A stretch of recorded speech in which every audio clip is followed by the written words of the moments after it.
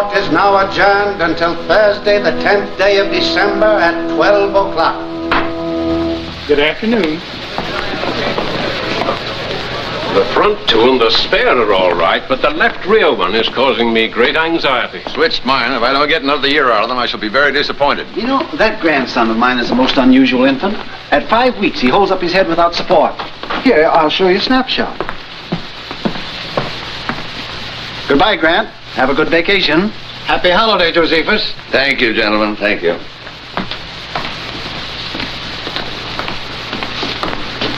Mr. Justice?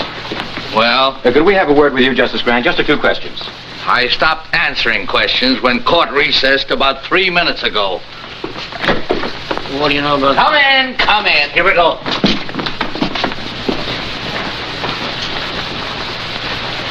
Well, gentlemen. Justice Grant, we understand you declined to preside at the Danville investigation. There's some speculation as to your reasons.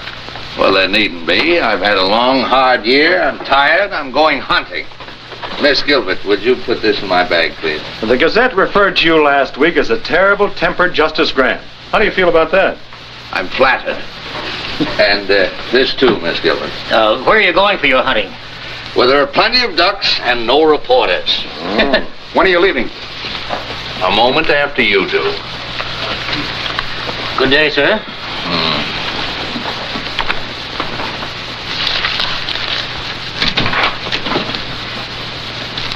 Miss Gilbert, what is this nonsense? What does this resignation mean? I think it's obvious, sir. If it were obvious, I wouldn't ask the question, would I?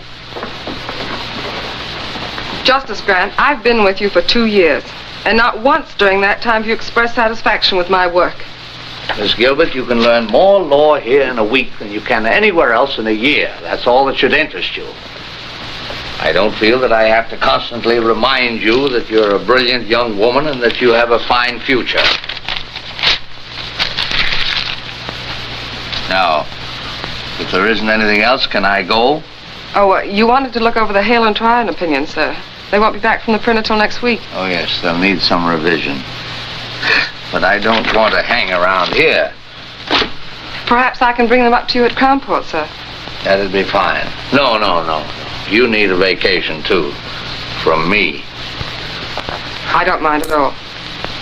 Miss Gilbert, are you heaping coals of fire on my head? I wouldn't dream of it, sir. Oh, I'll wire you before I come. Thank you. And Miss Gilbert, Yes, sir. no one must know where I'm going. No one. I want to get away from courtrooms, investigations, lawyers, black robes, everything. Everything but ducks. Hundreds and hundreds of beautiful ducks. Beak, beak, beak, beak, beak, beak, beak, beak, beak, beak, beak. Beak, beak, beak, beak, beak, beak, beak, beak, beak, beak, beak, beak, beak. Hey, you! Wait a minute. I'm Warren Todd, game inspector. Let's see your license. Yeah, just like I thought. Stranger in town, ain't you? This license ain't legal. Well, I just bought it yesterday at the state capitol. Yeah, I know, mister, but this is Crownport, and you gotta have a Crownport stamp on there. Well, I didn't know that. I'll get one tomorrow. Yeah, but it ain't gonna do you any good today. You know, I could haul you into court and let the judge slap a fine on you. But to save wear and tear on my tires, suppose I sell you one right here. It only cost you $5.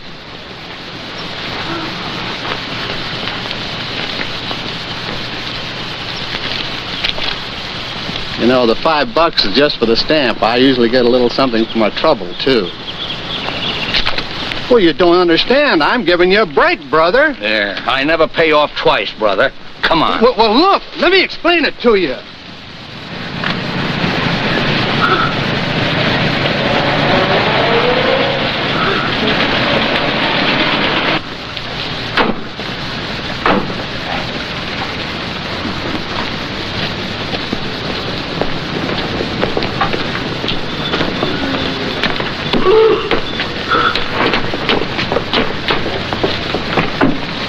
Your Honor, it's not as though my client were trying to evade his financial obligations. Tom Cooney has been a member of this community for many years. And in all that time, his honesty and his responsibility has never been questioned. Now, he intends to make good the payments on these plows, but he's been sick, unable to work. Now, if the court could just grant him an extension... The law doesn't recognize good intentions. I shouldn't have to remind you of that, Mr. Adams. You're supposed to be a lawyer. But, Your Honor, am I not justified in asking the court's indulgence in this case? If you take Tom Cooney's farm tools away from him, you take away his only means of earning a living. Mr. Adams, this is a court of law, not an employment agency. Tom Cooney signed an agreement with Vincent Blackston of the Crown Port Auto and Supply Company. This agreement stated if he missed a payment on those plows, Mr. Blackston could take them back. Is that right, Mr. Cooney? Well, yes, Your Honor, but... All right, Counselor. Judgment against Thomas Cooney. But it was just one payment. If you give me a chance to... I don't care whether you say it's fair or not. It ain't. Get him out of here. Come on, Tom. This isn't going to help. I know it ain't going to help. Nothing's going to help in a town like this. Officer. Come on. Let go of me. Come on. Looks like you just lost yourself another vote, fella. Come on. Oh, it ain't right. I know it ain't right. Crown Port versus Joe Grant. Step up, Joe Grant.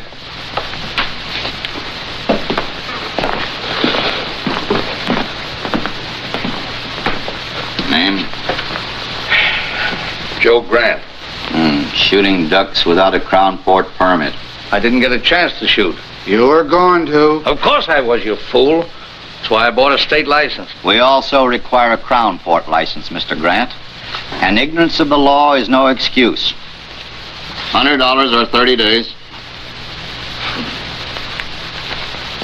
Which one of you gentlemen do I pay? The clerk. Should have bought it from me in the first place. Save yourself a lot of dough. I assume that this $100 will permit me to resume my hunting without further interference. Your assumption is wrong. You still need a Crown Port stamp. And an officer enforcing the law is not interfering, Mr. Grant. As a judge, I advise you to be careful of your words. Next case. Crown Port versus Burton Lyon. Step up, Burton Lyon.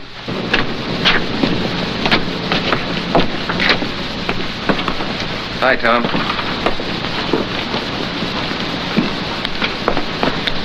I'm sorry it turned out that way. Guess that's the only way it could have turned out. No, I thought we had a chance, but I guess I should have known. What are you going to do now? Farm's no good to me without tools to work it. Guess I'll lose it. Bank will start yelling for its money pretty soon. You know, Bill, sometimes it's just more than a man can stand. I got to think of something to do. If I could only... Yeah, I know, Tom, I know. Look, why don't you come by the office later on? We'll talk about it, huh?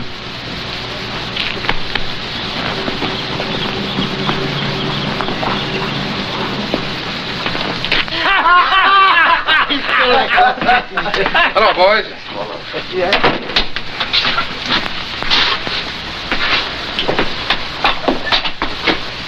Shave, Homer. I hear poor Tom Cooney lost his case. Yeah. He'll probably lose his farm now, too.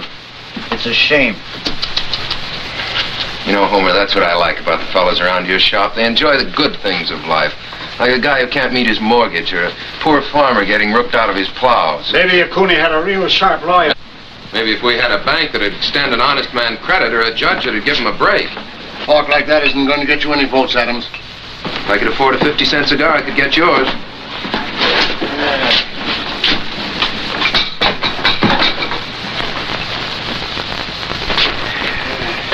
Just the shave. Sure, mister. Stranger in town? Aiming to stay long? Long enough to get a shave. Great little town, isn't it, old-timer? Yeah, Judge Harkley really gave you a welcome, didn't he? And our constable, Orrin Todds, that's Homer's cousin. He's all law and order. Regular Minuteman, isn't he, Homer? How many minutes did it take before he tried to shake you down? It's a shame. Ever notice how a fellow who can't make a living in a town always tries to run it down? You know Mr. Grant, isn't it? Yeah. Mr. Grant, might be fun to bust up one of the constable's little rackets. How about being a guinea pig? Let me turn this into a test case. Mister, there ain't a case this ambulance case it wouldn't take. There was $2 to vote in it for him. How's it, boys? How do you do, Mr. Mayor? Much of a wait, Homer? Wait in a minute, Mr. Mayor. Hello there, my worthy opponent. I'm sorry about Tom Cooney. I hope he doesn't go to pieces over this. Well, he's really got something to go to pieces over it. You know, it's a funny thing about some fellas. No matter where you put them, everything goes wrong for them. Hiya, Tom. You looking for me? I'll be with you in a minute. Yeah. Look, Tom, Mr. Mayor, if there's anything I can do for you, if you're in need of a little ready cash or something... I don't want charity. I can't change the law, Tom. You're the mayor. But I'm not a nursemaid to every man in town who can't take care of himself. All right, Cooney, that's enough. Now beat it. Keep your hands off. Let him alone, Blackston. Bill, don't. This is all my fault.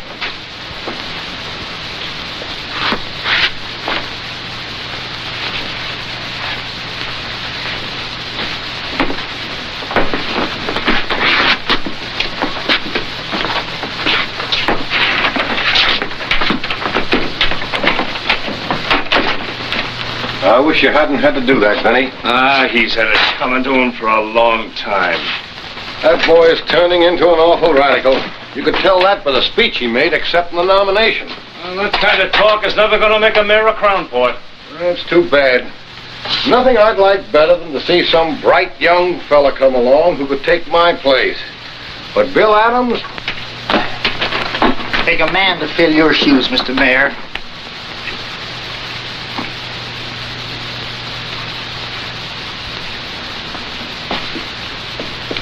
Ned Darrow dropped in this morning. He said to give you his regards.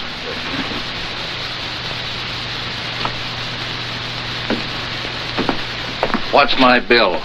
Just a shave? Yes. 50 cents. Hey, mister, I said 50 cents, not a quarter. Guess you made a mistake, friend. No, you made the mistake, friend.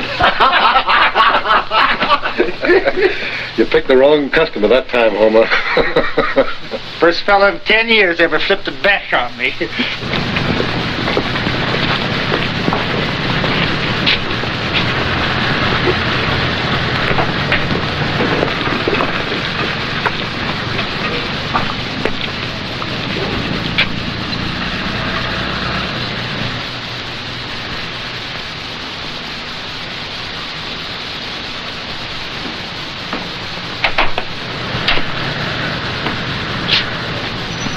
Come on in, old-timer. Thank you.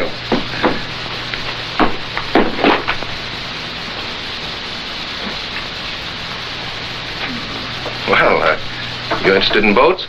Yeah. That's a rather interesting model. She's the Columbia, a square-rig four-master. Nice work. Oh, and here's a nice one. This is a barkentine.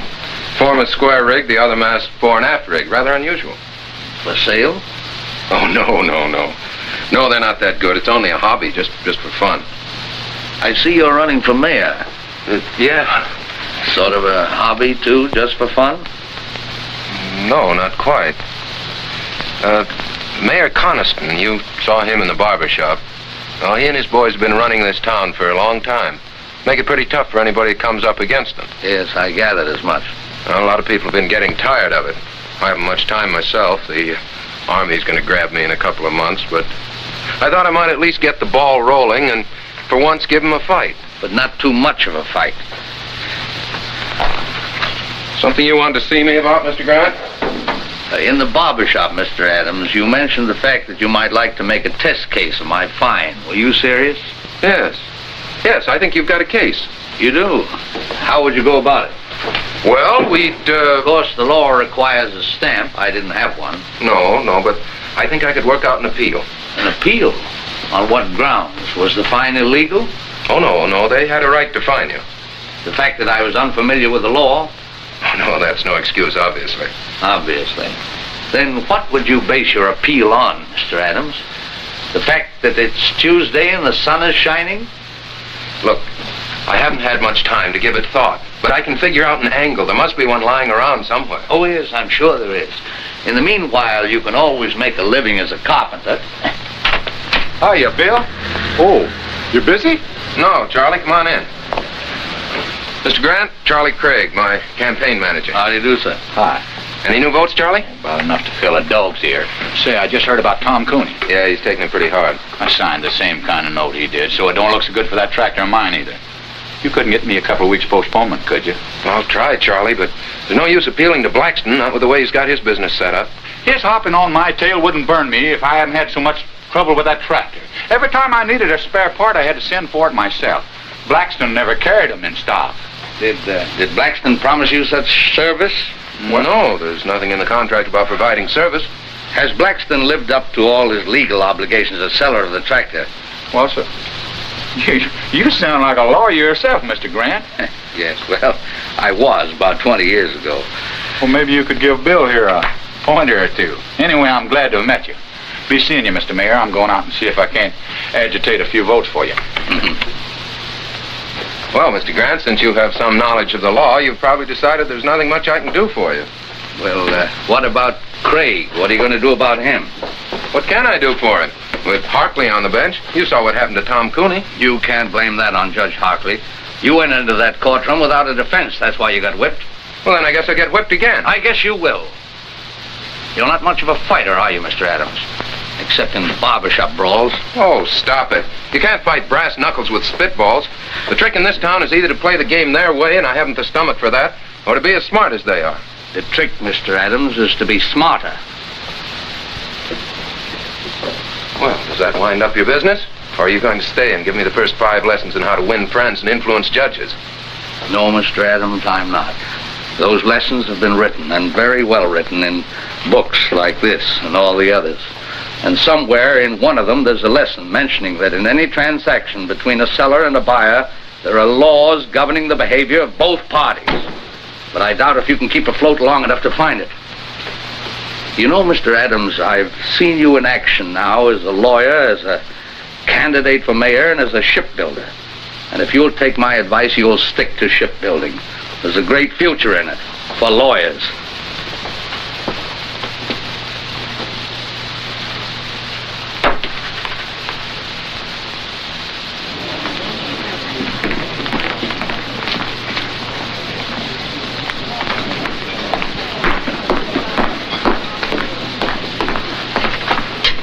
Excuse me, sir, for breaking in like this, but I think I found it. Yes, that covers it. You said you hadn't practiced law for 20 years. Imagine remembering a thing like that. Have you had dinner, Mr. Adams? No, thanks, not hungry. I think this will cover it. It should work, but I've been battered down by those guys so often, I guess I haven't too much confidence. How long have you lived in Crownport, Mr. Adams? 28 years with time off for college and law school. Mm-hmm. Never established residence in any other state? No. You're sure of that? Well, of course. Well, we went to Mexico for a few months when I was 7, but... Did you file an income tax return for 1939 and 40? Well, sure. I didn't pay anything in 1940. I didn't earn enough, but I filed a return. And your figures were honest, correct, and would bear investigation? What? Why, of course they were. No, you're getting nervous, Mr. Adams. I'm not nervous. I'm merely trying... Yes, you are. You're flustered. You're raising your voice. Well, why shouldn't I raise my voice? You've as good as accused me of falsifying my income tax. I've accused you of nothing, Mr. Adams. Now, look, I don't know what you have on there, but I want to tell you that... Take a look.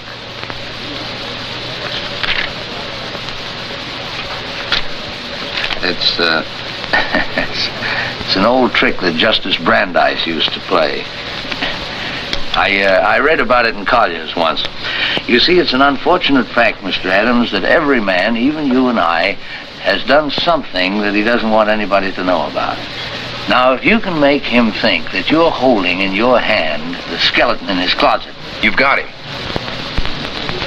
Well, let's say at least you've got him squirming, nervous, worried, as you were.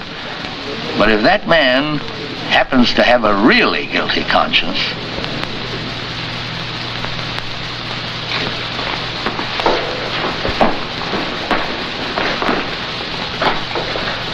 Your full name is Vincent Z. Blackston? Yeah.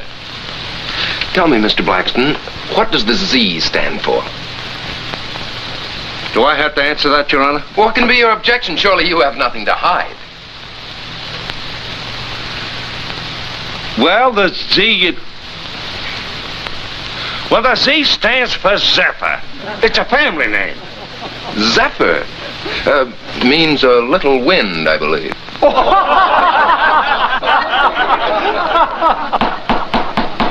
Quiet. Mr. Blackston, you're the owner and manager of the Crownport Auto and Supply Company? Yes. The sole owner? Well, sure, of course. No silent partners? No. Well, of course there are people. Oh, then you're not the sole owner. I didn't say that. I just It said... sounds very strange to me, Mr. Blackston. You don't know whether you own your own business or not. I object. That question is irrelevant, immaterial, and calculated to confuse the witness. Objection sustained. Counselor will restrict himself to the facts bearing on this case. Mr. Blackston, your company sells most of the used cars and tractors in this town. Almost a monopoly, isn't it? I do the most business because I sell my stock at the lowest prices. That's not monopoly. That's the American way of life. Now tell me, Mr. Blackston, carry spare parts for your customers? Sure. Do you have in stock at this moment piston rings for the 1938 tractors you sold in this town? Well, Mr. Blackston? Well, no, I don't. Oh, then you don't carry all the spare parts your customers might need. Well, I can always get them if they need them. Yes, but sometimes your customers have to wait. Sure, it takes 2 weeks. If I ain't got them, how can they have them? An intelligent answer, Mr. Blackston, and an honest one. One which will require the court to enter judgment against you in this case. Will Counselor explain that statement? Certainly, Your Honor. Motor Vehicle Laws, 1919, Chapter 174, Section 52.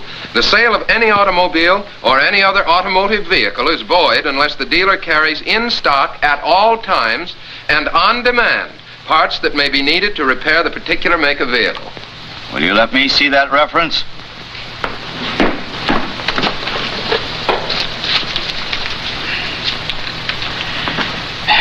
Counselor would seem to be correct. You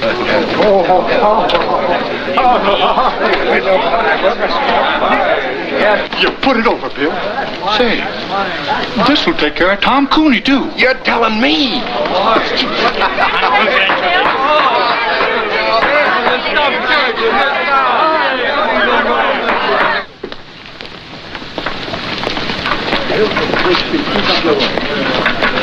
Mr. Grant.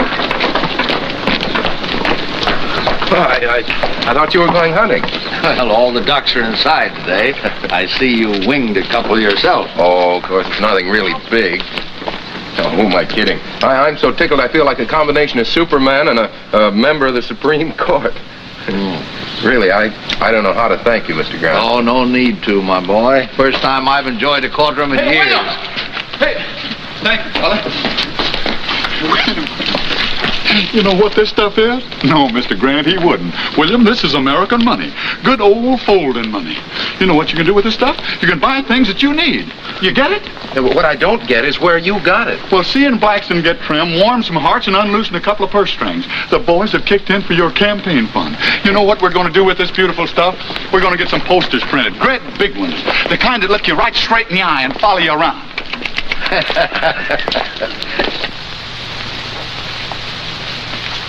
Why get frightened? So Adams does win one rotten little case. Do you know what that case cost me? You can afford it. If it had happened to your hotel, Roscoe, you'd scream like a stuck pig. Stop it, stop it. Seriously, Jim, you don't see Adams as real competition. Well, as things stand now, no. But if a lot of people start thinking of Bill Adams as the people's champion, well... Jim, there was nothing else I could do. I can give you boys the edge when it's a question of interpretation, but not when the law's right there in black and white. Oh, I'm not blaming you, Judge. It's just something to start thinking about, that's all. You think we'll have trouble? Well, now look, boys. On second thought, we may be getting all steamed up for nothing. Yeah. But suppose he opens a lot of old cases like Tom Cooney's. I think you've got something there, Zeppa. We'll just have to show the boy that he's wrong.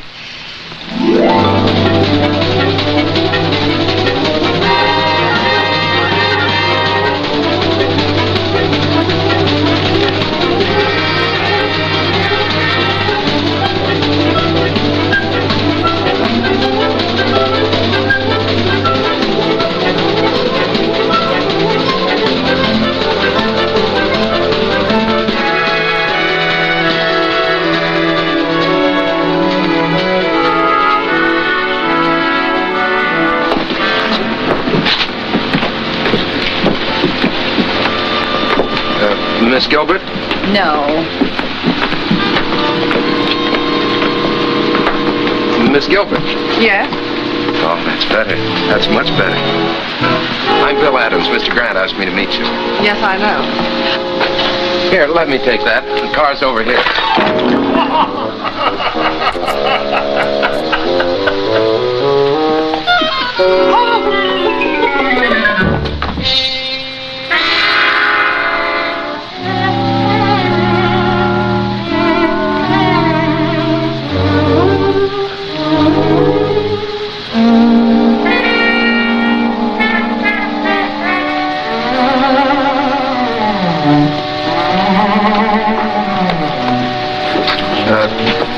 Do you think we should try to scoop some of that up? No, I guess not, huh? Well, everything seems to be under control, but... Would it be all right with you if we went to your car now? The car? Oh, no. No, yes. Right here.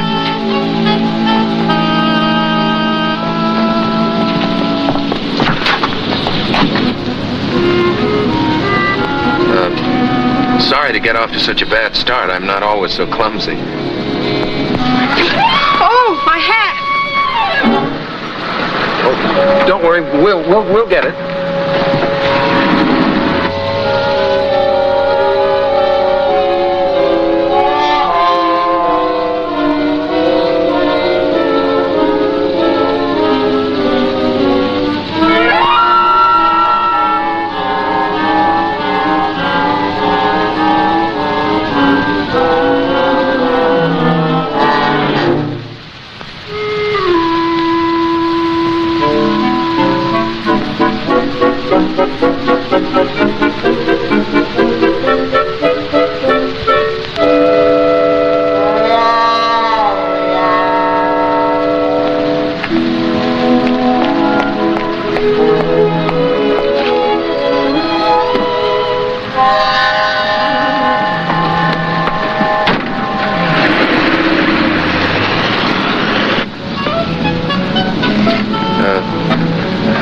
Have you worked for Mr. Grant? 2 years. Quite a character, isn't he? Quite. You know, I was very surprised when he told me his secretary was coming down. I had an idea the old boy was retired. The old boy is far from retired. Where is he now, Mr. Adams? Oh, he went over to Wellbridge this morning to do some hunting. He ought to be back soon. I was going to drive you around the town, but I guess you'll want to get cleaned up now. Yes, I think I will. Well, I'll take you straight to the hotel.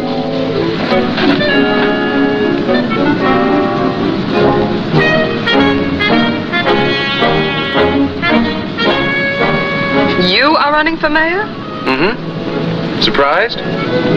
That's putting it very mildly, Mr. Adams. Well, make the most of it, lady, because that's likely to be the only surprise you'll get in this town.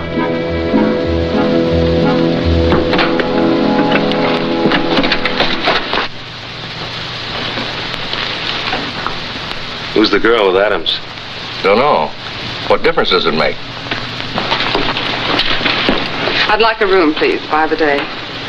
No.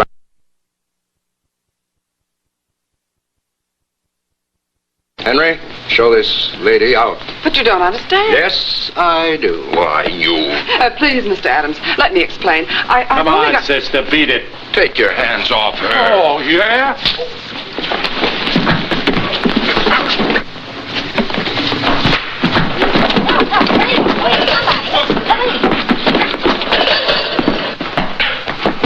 Nice work, pal.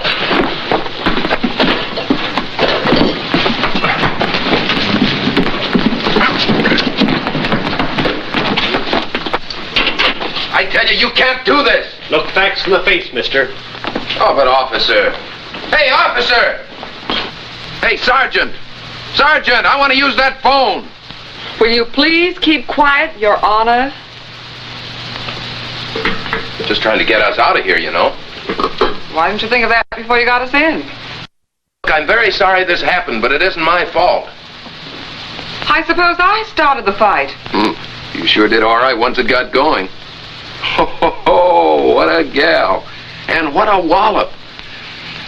Yeah, Miss G, you're really some scrapper. Say, Roscoe Swade asked me to call you, Judge. We've got Bill Adams in here with a dame, assault and battery. How long do you want us to hold him here? Oh, just let them stew for a while, Sergeant. Adams will probably want to get in touch with me. And, oh, he does, huh? Well, I'm out of town. You can't reach me anywhere. That's right. Overnight.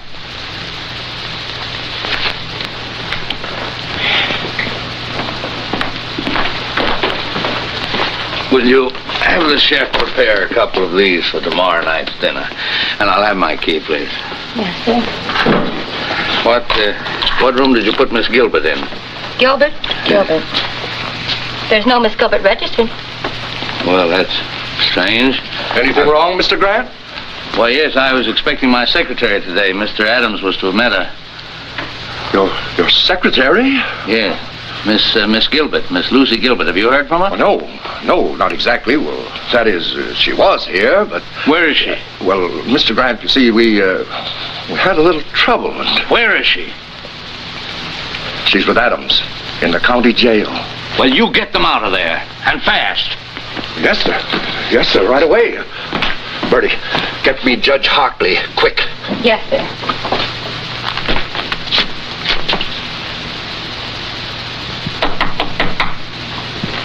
Come in.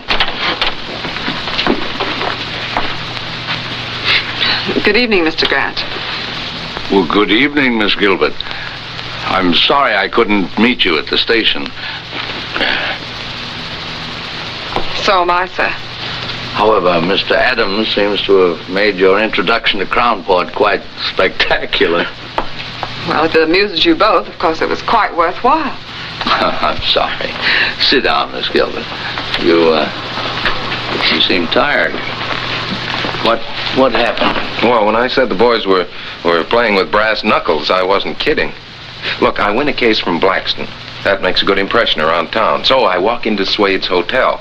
Roscoe says something, provokes a fight, and I land in jail. That's the way Crownport's run, Mr. Grant. I hope the fact that Miss Gilbert was involved won't upset you. The fact that Miss Gilbert was involved upsets me a great deal. It strikes me that Swade, Carlson and Company are just been a little too high-handed. Well, you can't fight the city hall, sir.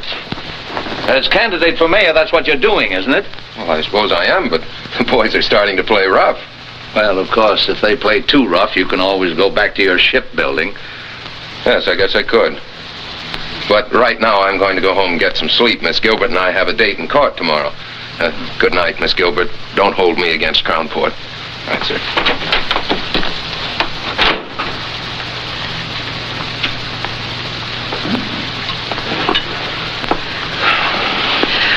Your notes. Perhaps you'd like to go over them. I gather somehow that you're not very much drawn to Mr. Adams. My personal reactions to him aren't important, sir. Well, I wouldn't be too hasty. He attracts too much trouble. He certainly does. His whole approach is wrong. He shuts his eyes and wades in and slugs. But he has good stuff. Do you think it wise to get involved with his problems? After all, you are on your vacation. Oh, I'm not involved. I'm just trying to give the boy a push. Come in. May I turn your bed down, sir? Oh, yes, certainly. Good night, Mr. Grant. Good night. Oh? Oh, I'm all right. Good night, Miss Gilbert.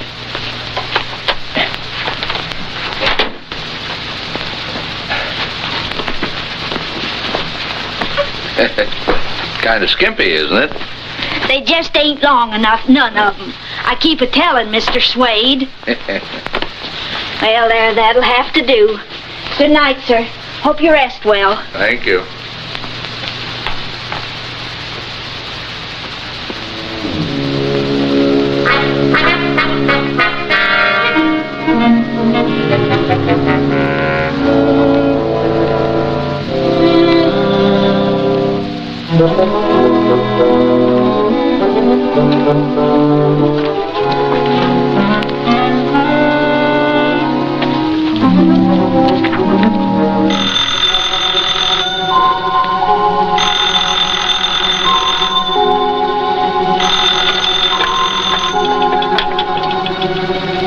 Wrong number. Mr. Adams, wake up. This is Mr. Grant. What? Wait a minute. Yeah? You want me to what? I said get into your clothes, get 2 yardsticks. Yardsticks. Come right over here and register for the night at the hotel. I'll tell you all about it when you get here, but get here. Right.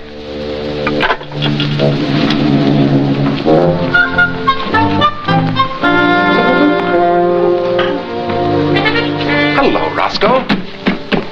Give me a single room next to Mr. Grant's. I'll pay in advance.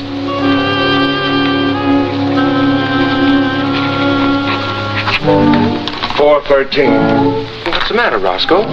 You don't seem at all happy to see me. I brought my luggage, too.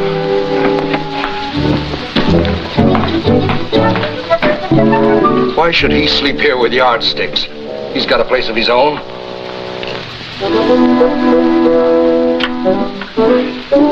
Hello. Get me Miss Gilbert's room, please. Where do we start? Why should he want to talk to her in the middle of the night? I don't know. It's Grant. Yes, Mr. Grant. Yes, sir. Right away. He wants a bellboy right away. He wants to send something to Miss Gilbert's room. They're up to something. I know they are. Henry.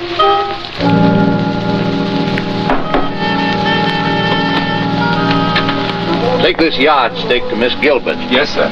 Mr. Swade said with his compliments. My compliments to Mr. Swade. I don't eat fruit.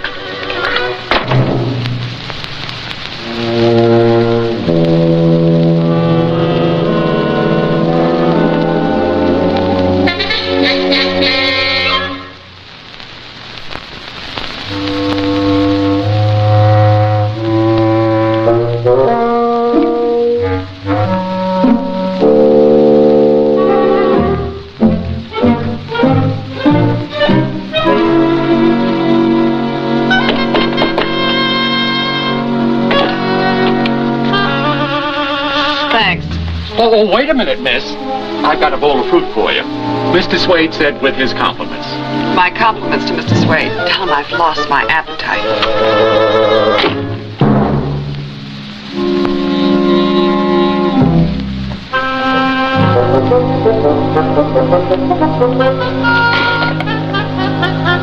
I couldn't see nothing. They blacked out the rooms.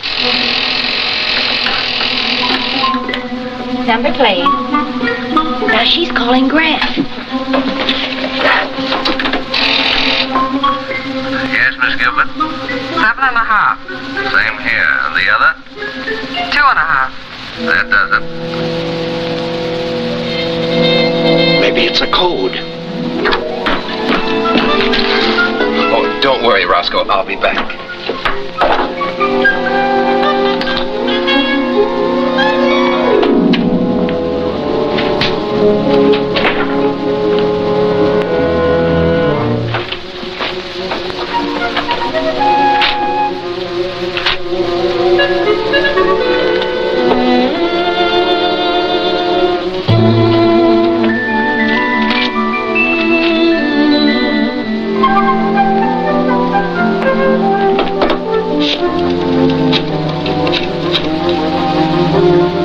hotel? Give me Mr. Grant's room. Mr. Grant, you were absolutely right. It's 9 and 2.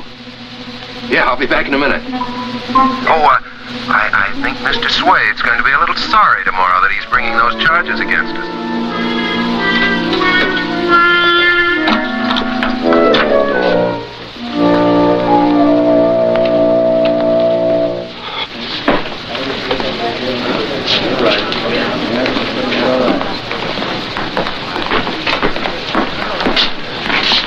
Good afternoon, Miss Gilbert. Mr. Grant, you're looking very beautiful, Miss Gilbert. Really? I didn't sleep at all. Probably nervous exhaustion due to the unfortunate experience you underwent yesterday. Ever spent any time in jail, Mr. Swade? Ever been sued for false arrest, Mr. Swade? Miss Gilbert, I've made up my mind to drop the complaint against you. Well, what about the complaint against Mr. Adams? He spent a few hours in jail, too. You've got nobody but yourself to thank. You started it hitting Henry. I'll forget you hit me. He didn't hit you. I did. Well, I'll forget that, too, but... But 6 hours in jail is something I won't forget, Mr. Swade. I think $5,000 damages would be about right, Counselor, don't you? Well, I had thought of 10, but... No, I think 5 is enough. Oh, don't worry, Mr. Swade. I'll see that the money goes to a good cause. I'll invest it in war bonds.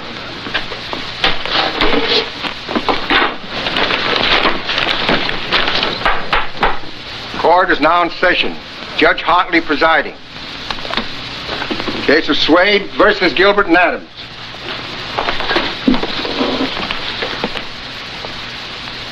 Judge, I move you throw my complaint out. The complaint against Miss Gilbert? Yes, Adams, too. We settled it by ourselves. Both of them, huh? Yeah. Well. Case of Swade versus Gilbert and Adams, dismissed. You can thank Miss Gilbert for getting you off so easy. Thank you, Lucy. Oh, Roscoe. Just a minute, Roscoe. We're not quite through yet. Joe, serve the papers on Mr. Swade. Roscoe Swade? What are you talking about? I took it if I dropped my suit against you, you'd drop yours against me. Relax, Roscoe. This is another suit. Your Honor, I find that in the management of his hotel, Mr. Swade is in violation of several important laws. Oh, what are the charges? I brought the evidence with me, Your Honor.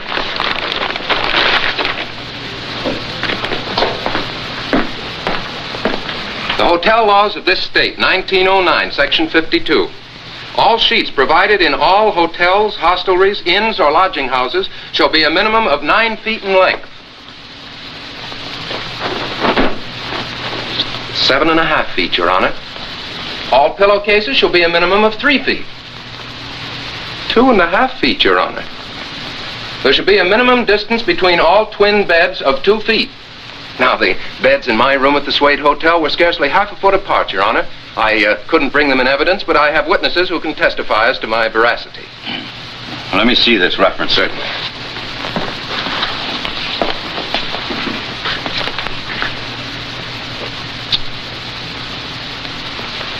You'll be sorry for this. You wait and see. Will the court warn the defendant that threats and intimidation are punishable by law? Quiet, Mr. Swade. And don't you tell me how to run my court. The law provides a fine of $50. For each offense. Are you prepared to face these charges at the present time? Yes. Do you plead guilty? Yes. And pay the clerk. Nice work, Counselor. Congratulations. Thank you.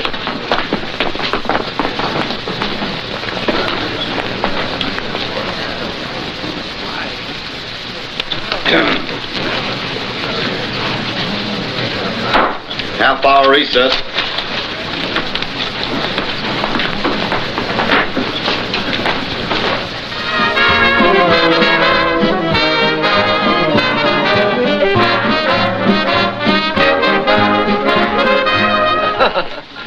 Well, this couldn't by any chance be a little gift from Mr. Swade. I thought we might end our celebration in style. What vintage is that, miss? California, 1938. Here, I'll do it, miss. tell I'm an amateur, the bottle resents me. Well, it popped anyway. You. To the next mayor of Crownport. Yes, who's learned to use his head and his law books. Well, to my routing section. I think you're on the right track, Counselor. You keep the Connisons busy on the little things, and they won't have time for the bigger ones. Neither will I. Well, I think I'd like to do a little hunting in the morning, if you can keep your life fairly quiet for one day. Well, I'll try. Lucy might keep an eye on me. That'd help. I'll be responsible for him, sir. Starting with breakfast. Well, I think Lucy would probably like some more coffee. Yes, I would. It'll just keep you awake. Well, good night. Good night. Good night, sir.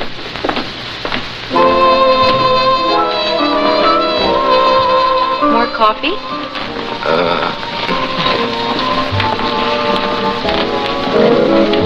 I suppose you're a wonderful dancer. Fair. I'm awful. Good. That will make me feel superior. May I have this dance, Mr. Adams? Charmed. Hey, I'm not so bad, am I? You're fine. I guess the trouble was I just never liked to dance before. Neither did I. You know, Lucy, Crownport's not such a bad little town. It's got a lot of nice people in it. You've just seen the worst side of it. Like you? No, but what I mean, Lucy, is, well, can you see yourself living in a town like Crownport? No, pretty dull, I guess, huh? Very. Practically nothing's happened to me since I met you. Yeah. No, but seriously, sometimes I have whole days of peace and quiet. Now, we've been together for several hours, and nothing very spectacular has happened. Not near enough has happened.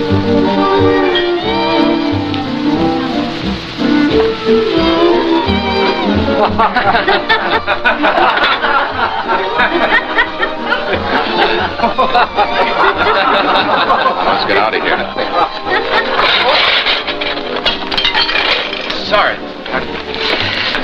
Sometimes we have whole days of peace and quiet. Good night, Mr. Adams. Oh, that date for breakfast still stands. Good night, Bill.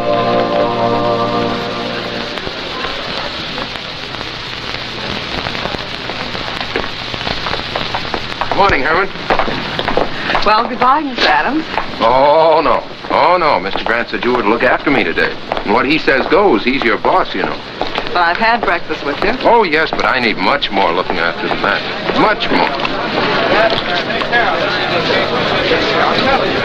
What the? Wait, Bill. Hey! I've been trying to find you. Look. Hey, what's going on here? What do you think you're doing? You're being evicted. Here's your notice. Come on, boys. Don't take all day. Okay, Lo. Because of the lumber I keep around, the place has attracted termites. How do you like that? It's fantastic. Look, can't you just wait until I call Ridges and get this thing fixed up? Sure. You can call him at Swade's office, but it won't do you no good, pal. He signed the notice himself. Okay, fellas, lift it. Yeah, but at least you can leave my stuff here until I can get another office. Sorry. Orders. Well, what difference does it make to you?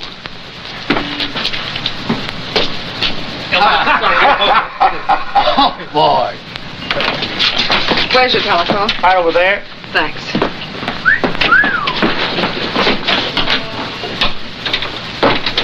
Listen, will you stop reading me the Constitution? I'm just following orders. All I'm asking you to do it. Hello? Hello, is this the Andrews building? Give me the superintendent, please. Miss Gilbert! Miss Gilbert! I've been looking for you, Mr. Grant. They're evicting Bill. Evicting Bill? Why, what happened? Oh, something about termites. Yeah, just drop my things at the hotel, will you? Now, tell me. Who's responsible for this? Seems that Roscoe Swade has a pal named Hart Ridges. Happens to be my landlord, also happens to be one of Connison's boys. Oh, so Roscoe gives Hart a call, and here I am. Don't worry, though. I'll get another office. Hello. This is William Adams. Yes, I want to rent an office. What? Oh, no vacancies. Can't we do something, Mr. Grant? Well, I don't know. Wait a minute. Be careful of those.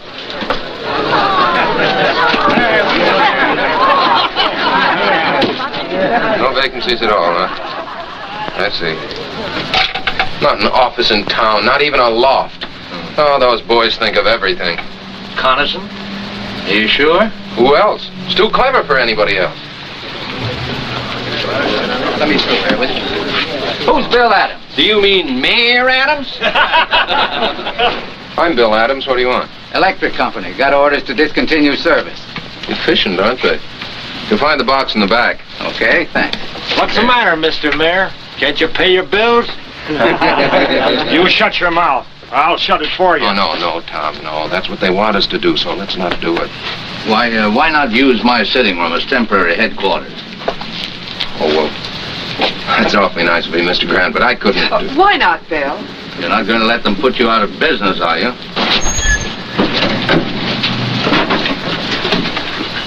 Where's Bill Adams? Oh, Mr. Mayor, you got more company. Hey, Wooly, bring out a couple of more chairs. I'm Adams. What do you want? Compliments of the mayor. He thought you might need some help. Will you send my compliments right back to the mayor and tell him to... You tell Mayor Coniston I'm staying right where I am, out on the street. And before I'm through, I'll have him out here with me. Get a soapbox. You bet I'll get a soapbox. And if Coniston wants to know what I mean, tell him to come down here and I'll try explaining it to him personally. Ladies and gentlemen, please, just give me a few minutes until I get my new office set up. William, you mean right here on the street? Sure, why not? We'll hang my shingle on that lamppost. Bill, they'll get out in the junction. You won't be here 2 hours. I know that, sir. But this time Coniston's gone too far. He's giving me more publicity than I ever dreamed of. I may be here only an hour, but it'll be a good one. I'll get you an office. Now, keep out of trouble. I'll be back in a few minutes. Now, is this about right for the desk? Oh, no. I think it should be catty-corner. Okay, lady, you're the boss. Uh-oh. Here, let me take those.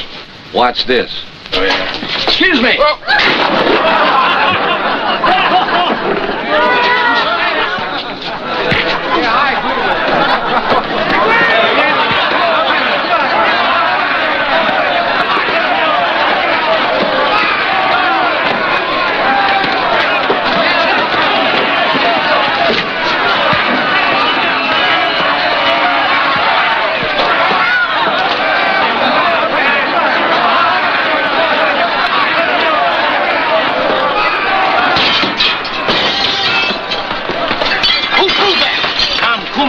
I'll get him first.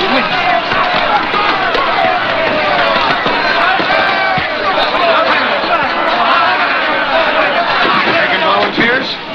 Thanks, friend.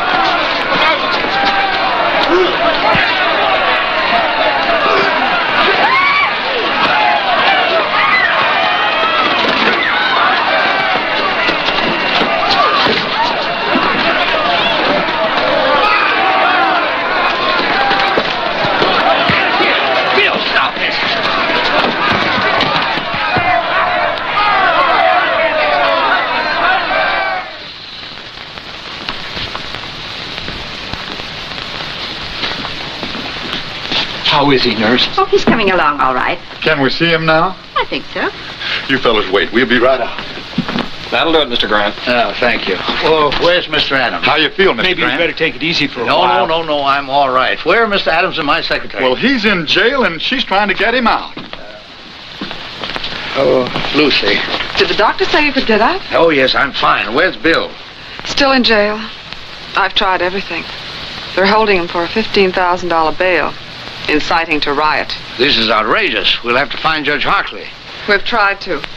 And he couldn't be found, as usual. You can find him at Coniston's rally about an hour from now, up there on the platform, shooting his big mouth off. No, we'll find him before then. It's no use, Mr. Grant. They got us all sewed up. They always do. Yes, but they took one stitch too many this time. They always do that, too. Come on.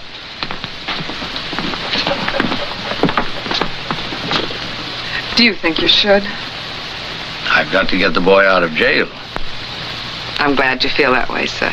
Yes, well, let's not keep Judge Hartley waiting, huh?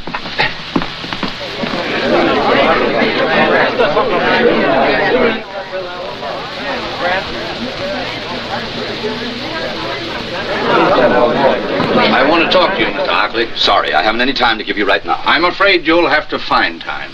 See here, you... Judge Hockley, acting on my rights as a citizen, I demand that you swear out warrants for the arrest of Ridges, Swade, Blackston, and Mayor Connison.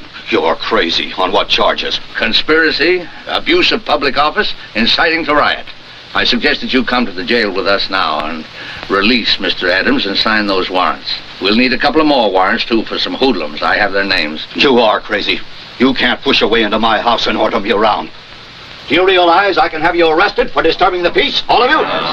Let's just postpone that, Judge. Ladies and gentlemen, will you excuse us for just a minute?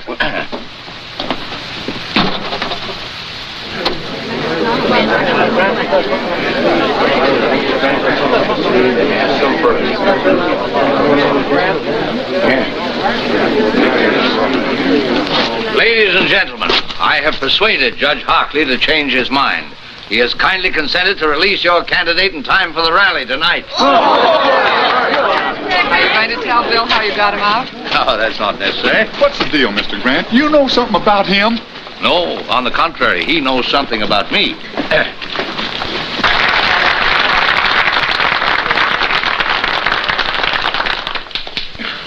Ladies and gentlemen, I mean my friends. For a long time, I've been hoping a man would come along, a young man. Because like I always say, the future of our great country belongs to the young folks who could take over and give us old folks a chance to sit back and take things easy. Well, this year I said to myself, Jim, maybe this Bill Adams is the fella. But he dashed my hopes and prayers to the ground. I saw that he's not the man we've been waiting for. That he's nothing but an agitator, a troublemaker, stirring up neighbors against each other. He said he'd be here tonight. I wish he was. I hoped that when I got up to talk, he'd be here on the platform with me to debate with me the issues so close to our hearts.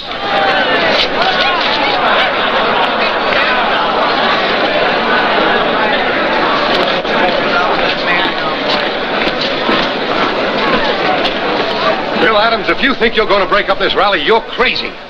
Did you let him out? Mr. Mayor, well, Chief Perkins here, he's got a warrant for your arrest. And for the arrest of Blackston, Ridges, and Swade. Take your hands off me. Jim, I couldn't help it. Honestly, you just better come along. Attention, please. Quiet, quiet, everybody. My friend, I never thought he'd dare do this. But you can see for yourselves now to what lengths this radical will go to sabotage a peaceful meeting of the people.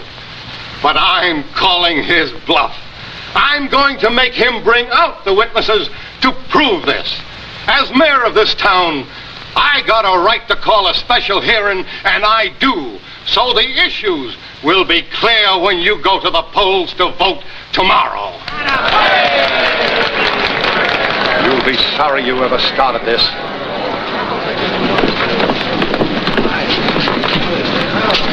Better remain with us, Mr. Hartley. We wouldn't want you to prejudice the mayor's testimony.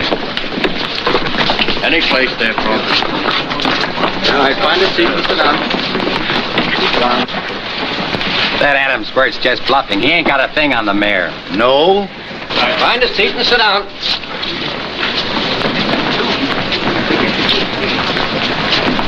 Mr. Grant, I still don't understand.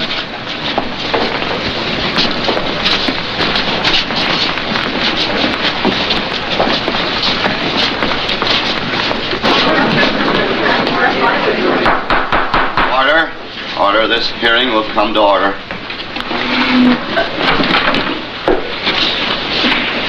Judge Hockley, my friend, I'm not on trial here. Bill Adams has made accusations against me. He's had a warrant sworn out for my arrest. This is a hearing to show you that he has no proof of anything he says. That he's trying by a cheap trick to win an election he can't win by fair play. Judge Hockley. Mr. Mayor, you'll have to moderate your tone. This is very irregular. Step one side and clear the aisle, please.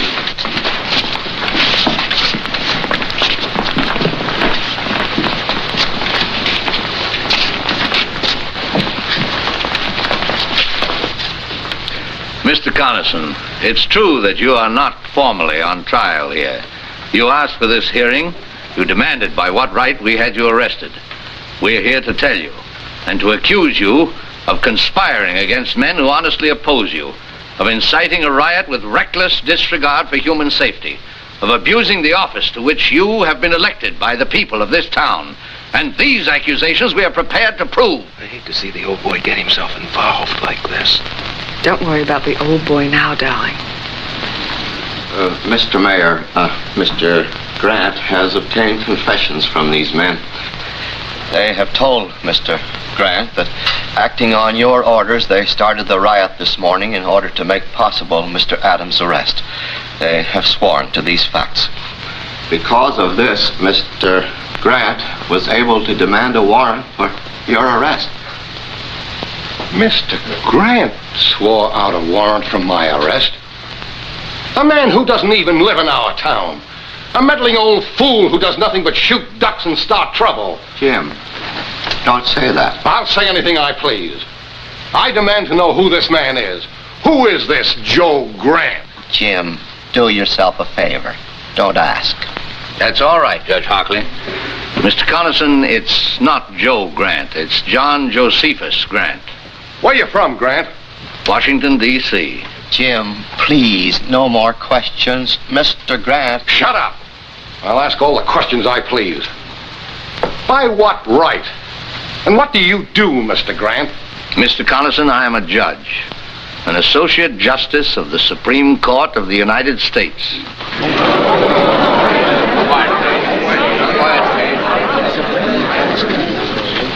Mr. Carlson, you have asked by what right I've interfered in this situation. Do you still want an answer? Justice Grant, would you care to? No, thank you. Bill! Oh, just throw some water on him, Lucy. He'll be all right.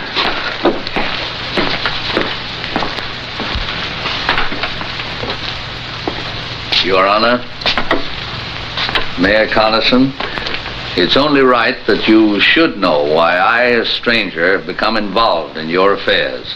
Believe me, it's not because I am a justice of the Supreme Court. It's because, like all of you here, I am a citizen of this country. That is no little honor.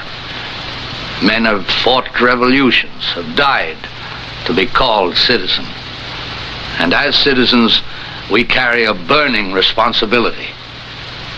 It means that when we elect men to public office, we cannot do it as lightly as we flip a coin. It means that after we've elected them, we can't sit back and say, our job is done. What they do now doesn't concern us. That philosophy of indifference is what the enemies of decent government want. If we allow them to have their way to grow strong and vicious, then the heroic struggle which welded thousands of lovely towns like this into a great nation means nothing. Then we're not citizens, we're traitors. The great liberties by which we live have been bought with blood. The kind of government we get is the kind of government we want. Government of the people, by the people, and for the people can mean any kind of government. It's our duty to make it mean only one kind. Uncorrupted, free, united. I believe, Mayor Carlson, that I've answered your question.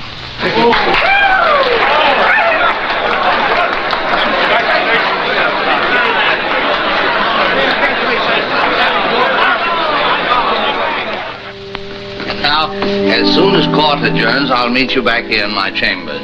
Oh, what's the matter, Mr. Justice? You seem nervous. Oh, no, not at all. How about you, Mayor Adams? Have you the ring? Do you know your lines, sir? Well, I ought to. I stayed up half the night learning them.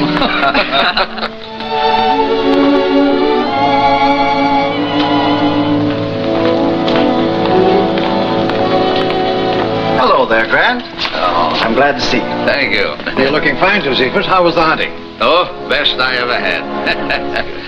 Good morning, Your Honor.